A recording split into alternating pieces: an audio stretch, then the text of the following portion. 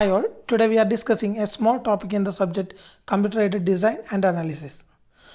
We are discussing fifth module and it is the seventh part of my presentation. Today's topic is heat transfer. We are very aware about heat transfer, and heat is an energy transfer between system and surrounding due to difference in temperature. And there are three modes of heat transfer, that are conduction, convection and radiation. Here we will discuss thermal stress, and for that we have to find an equation for force. Force vector is given by EA alpha delta T, where E is Young's modulus, A is area of cross section or area of element, alpha is coefficient of thermal expansion and delta T is temperature difference. When we are finding stress is F by A, then thermal stress will be E alpha T.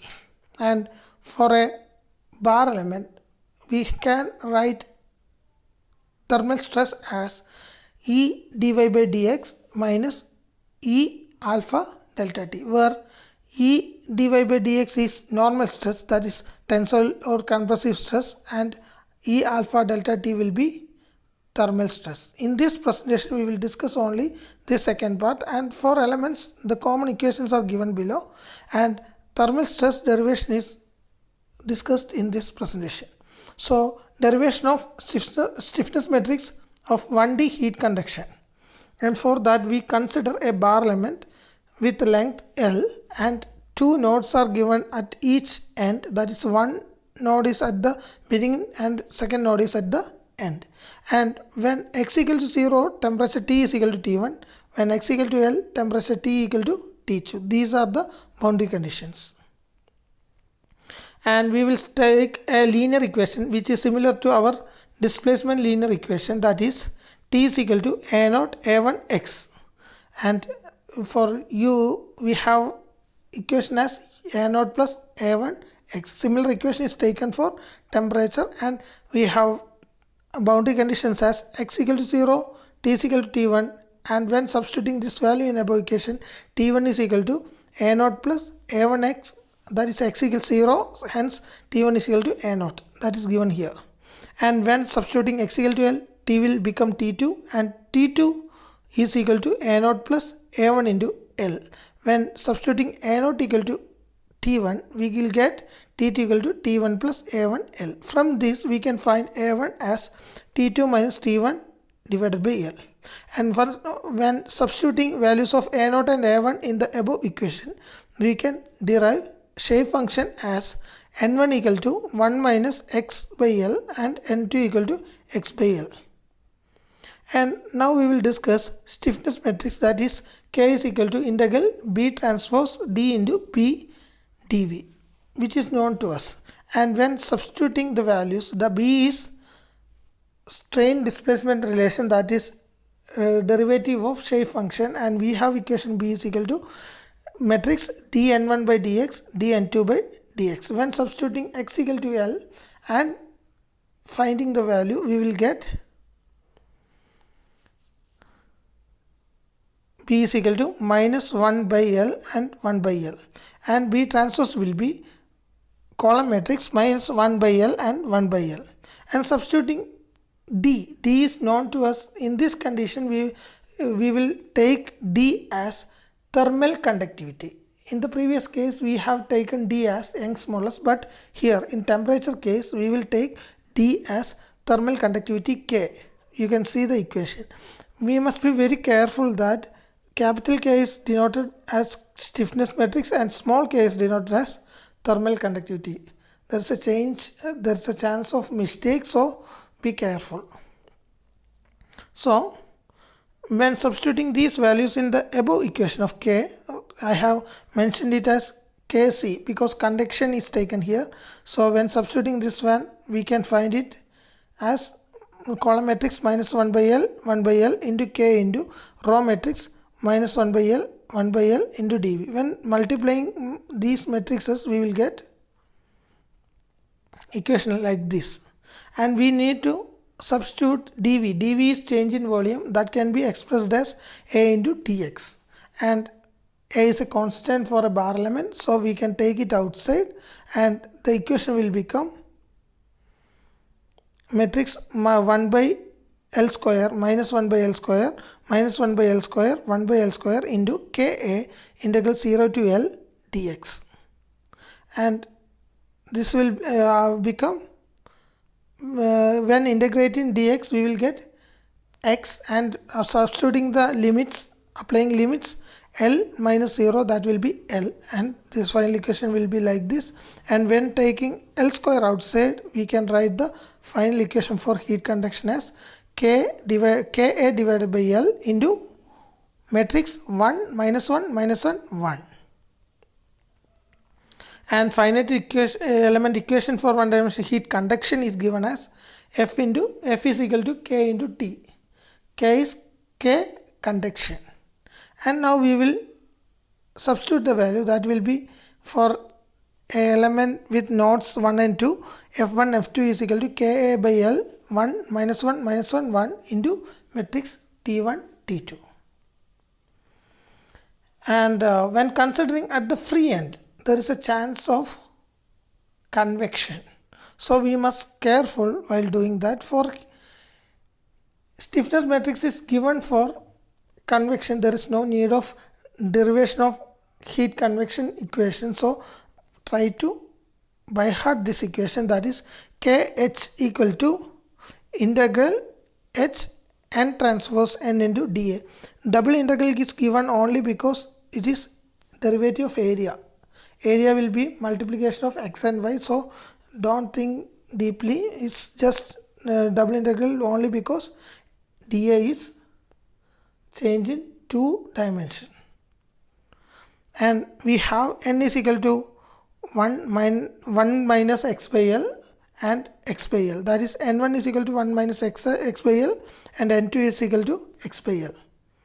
And when we consider at free end, the x will be L, and hence we will get n is equal to n1 is equal to 1 minus x by L, means 1 minus 1 is equal to 0, that is given as 0, and in case x by L means 1, so n will become 0 1 and n transpose will become 0 1 column matrix, and we can substitute the value in the previous equation, and H is a constant that is known as heat transfer coefficient, and we will get the equation as like this. And when multiplying matrices we will get H into 0 0 0 1 integral dA, and when integrating that will become A. Then final equation KH means heat transfer stiffness matrix of convection is equal to HA 0 0 0 1,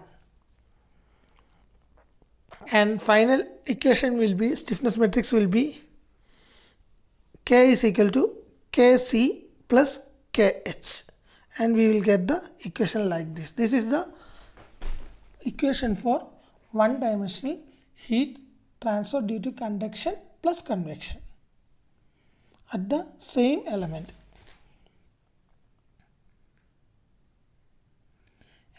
And convection force is given by, this is also mandatory, Fh equal to H into T infinity A into N, where H is the heat transfer coefficient, T infinity is the atmospheric temperature or fluid temperature, we will take it as fluid temperature, A is area of element, N is shape function. We know the shape function and we have calculated this in the previous slide, and applying this we will get Fh equal to H into T into A into matrix 0 1. General force equation known to us, that is F into K into F is equal to K into T, and applying these equations we will get H T infinity A 0 1 is equal to Ka by L 1 minus 1 minus 1 1 plus HA 0 0 0 1 into T, and all data are given below, and I have mentioned it when derivating. You can go through that. Now we will discuss a problem. For that, this is an example problem. A wall of 1 meter thickness, you can see similar type, 1 meter thickness, has a thermal conductivity of 1.2 watt per meter Kelvin, and the wall is to be insulated with a material of thickness 0.06 meter having an average thermal conductivity 0.3 watt per meter Kelvin. The inner surface temperature is 1000 degrees Celsius. Normally this side will be inner side and this will be exhaust because this is a wall and insulator. Normally this kind of insulations are provided for boilers, that is here the boiler inside part and there will be wall, and after wall there will be insulation and this will be atmosphere. So taking such case 1000 degrees Celsius at inner place and outside insulation exposed to atmospheric, that is 27 degrees Celsius, that is given here, that is T infinity equal to 27 degrees Celsius with heat transfer coefficient of 30 watt per meter square Kelvin, that is H is equal to 30 watt per meter square Kelvin. Calculate nodal temperature, take area of both element as 1 meter. So we need to calculate nodal temperatures, that is we have taken 3 nodes, that is node 1, node 2 and node 3. T1 known to us, that is T1 is equal to 1000 degrees Celsius, T2 and T3 are unknown. We need to find T2 and T3. For that we have drawn the figure. First of all we will write the given data, that are L1 is equal to 1 meter, L2 is equal to 0.06 meter, K1 is equal to 1.2 watt per meter Kelvin, K2 that is K2 not K1, K2 is equal to 0.3 watt per meter Kelvin, T1 is equal to 1000 degrees Celsius, that is equal to, that should be converted into Kelvin because all other units are in Kelvin, 1273 Kelvin, and T2, this is also wrongly written, T2 is equal to 27 degrees Celsius or 300 Kelvin, and H is given as 30 watt per meter square Kelvin, and area is equal to 1 meter square. And for the element 1, that is between node 1 and 2, we will take that part alone. This is node 1 and this is node 2, and T1 is given. All other factors are given in the figure. We can write K1 into T is equal to F.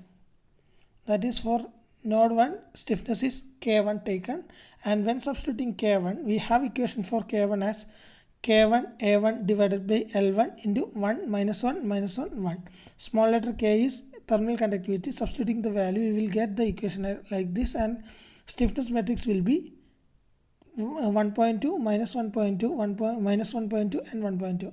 This should be remembered because this is the value we need for further calculation, and we can write the final equations like this.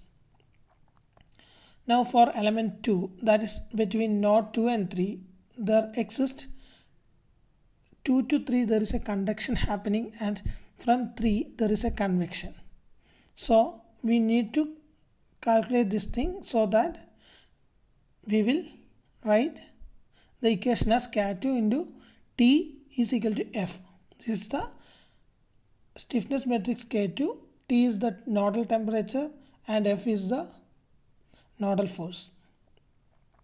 And we have stiffness matrix for both conduction and convection. You can see that here 2 to 3 is that is conduction and then convection.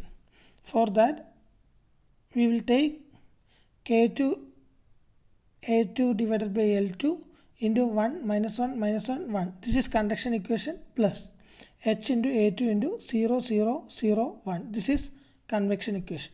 When substituting all the values, that is K2 is equal to 0.3, A is given as 1 meter square and L2 as 0.06, H as 30, A2 as 1 meter. We will finally write the equation like this, and we will get K2 is equal to 5 minus 5 minus 5 5. This is heat transfer due to conduction, and this is heat transfer due to convection, that is 0 0 0 3 0. And final K2 will be addition of both, that will be 5 minus 5 minus 5 and 35. And we need to find the temperature, and at free end, that is at node 3, we are finding it as H into T infinity A into 0 1. That's A is A2 actually. Element 2 in the area. So 30 into 300 into 1 into 0 1 and we will get 0 9000.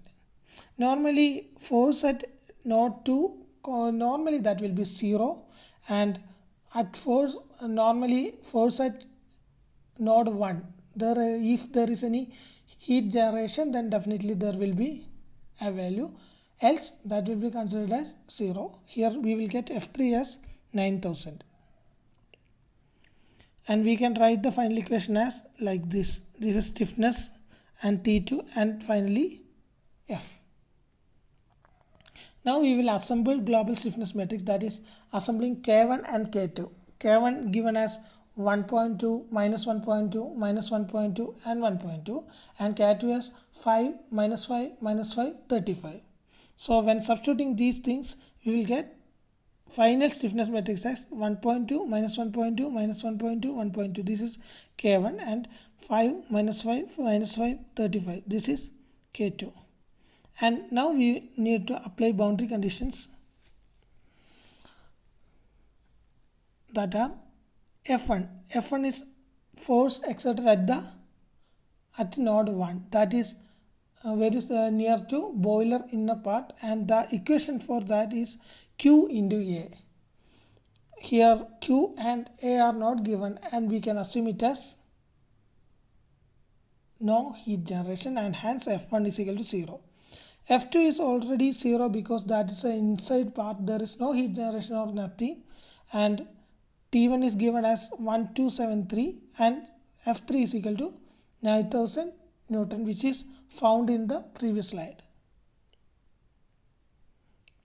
And substituting the values we will get the equation like this, and from the equation we can write for first line equation is not in mandatory because 1.2 into 1273 minus 1.2 into T2 into 0 into T3 is equal to 0, which will not give a sufficient equation, so we will go for next two equations. For that is minus 1.2 into 1273 plus 6.2 into T2 minus 5 into T3 is equal to 0.